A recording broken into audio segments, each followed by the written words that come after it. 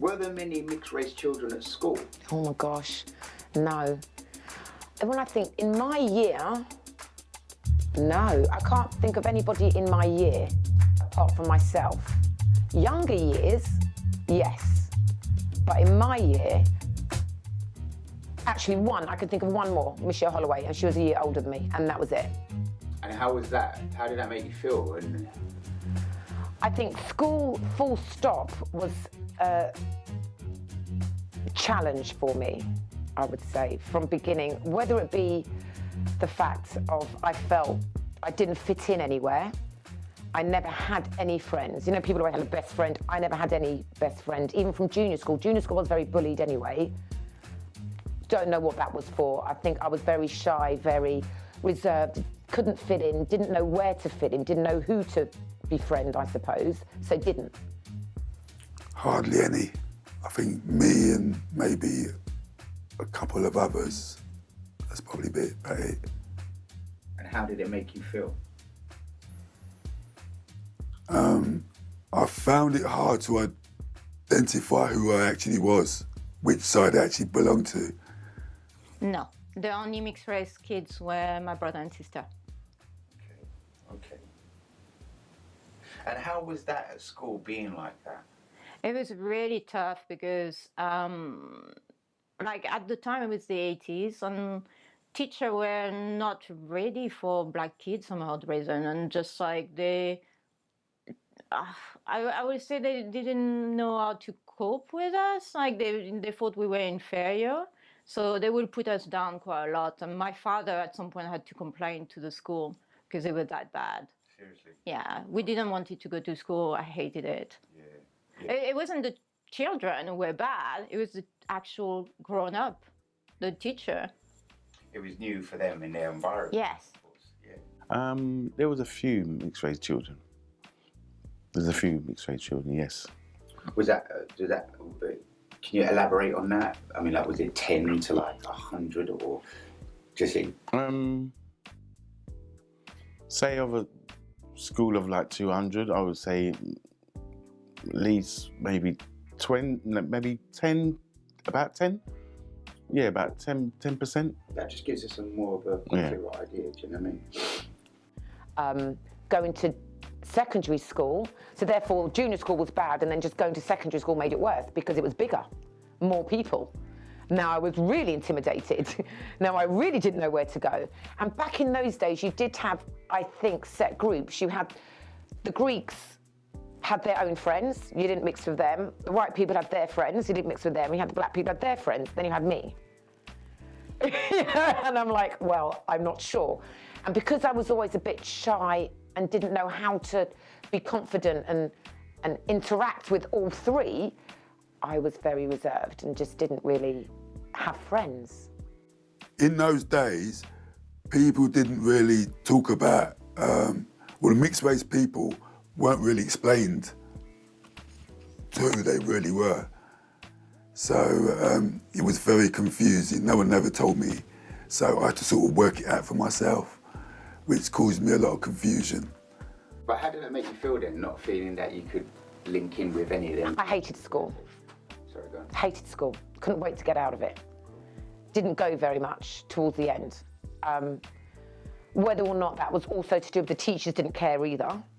They were quite happy for us not to attend, quite happy for us not to be there, quite happy for us to walk out. There's the door, bye.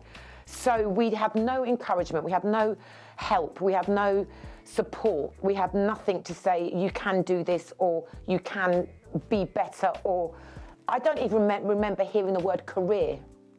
It was purely job. But was that directed at the white, black, or was that directed at everybody? I don't think that, I think that was directed purely at the black and myself, yeah, anyone that's not white, because they were all excelling and they seemed to be they had extra things and extra classes, and we just had nothing. We were just, okay, you can go. All right then, bye. Okay, so how does being multiracial affect family?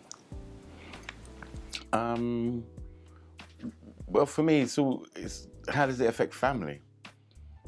Can you elaborate on that a bit, or what do you mean?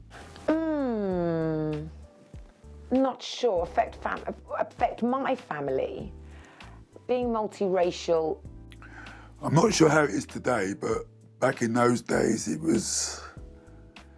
I would say that it affects kids. I would say if both of the culture are not acknowledged in a way. You can't just have, as a kid, if you mix race, just one side. It's just, you feel like you're missing something and you don't understand like the other side of you. I mainly have a family interaction with my mother's side, which is West Indian. That's the main side. My mother and father broke up when I was about 8, and I haven't really seen much of my father since that time. So I haven't really had much of the English culture, only a few friends at school and hanging out with them, and so I always have that influence of different cultures around me. Very challenging, because I come from a family where I'm the youngest of 5. My 2 eldest sisters are half-sisters, so they're full black, full Jamaican, but they were brought up with me. So I've always known them as my full sisters. Then I've got 2 sisters who are mixed, like myself, but we're all brought up in the same household, in the same family. And all I can say, it was very, very challenging. Even though I had white brothers, I didn't have a problem growing up with them, although even though my white brothers, they would have sometimes racially abused me. So, I mean, they was kids, so I don't know, but... No, you don't. Like, well, I mean, depending of like, I'm talking, it's my life. I mean, like my personal case, because I don't know how the family dynamic is. And because the dynamic in my family was a broken family, it was like, my parents were like kind of fighting, you know, like their own battle, let's say. And because my mother wasn't accepted by my grandparents, and there was a lot of other trauma going on. So like any kind of, I think we were put on the side, like, you know, it didn't matter if we were mixed race in a way. They didn't like, you know, thought it would be an issue. For them, it was just, we were the kids and that was it, so. In them days, it was a lot different to how it is now. There was less tolerance in them days. There's more tolerance now. I think the people with mixed race today have got it a lot easier than back in my days. I was the youngest of 5, so back in the day, we were seen and not heard. I didn't speak, I didn't say, you know, I was so shy. You don't let your voice be heard at all. Also, coming from a family of 5 girls, and I'm the youngest, you definitely don't answer them back. You definitely don't say anything. Keep your mouth shut. I think it was really tough for my mom because she was the only black person, and I grew up in a village where there's like 500 people living there. So, you know, for her, like she had no friends, nobody were trying to be friendly with her, and she really struggled. And I think the other thing is like where I grew up is like every time it was election, for example, we had far-right group coming down to my village doing like Hitler sign, and like, you know, when we were going to school, it was just so racist that I didn't understood it because I was a kid, and I think my mom like kind of tried to protect us, and you know, but she didn't explain what was going on. So we grew up with that fear of like, you know, not really understanding why she was treated that way, or you know, it was just really confusing.